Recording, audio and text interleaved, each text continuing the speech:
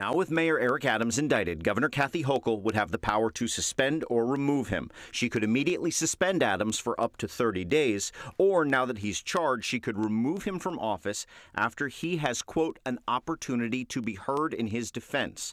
A conviction is not required under law for removal.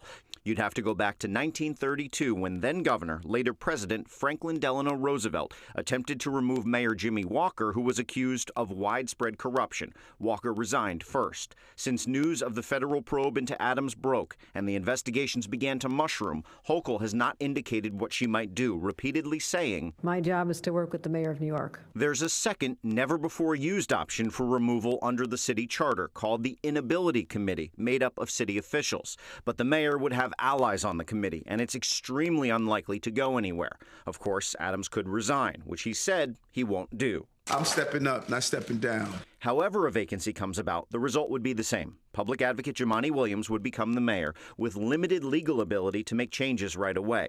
He would be required to call a special election for mayor within 3 days. It would occur approximately 80 days later.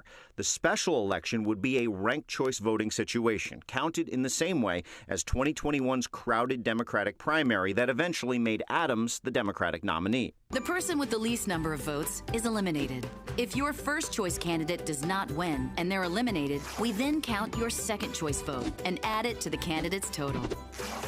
This process continues until we have a winner.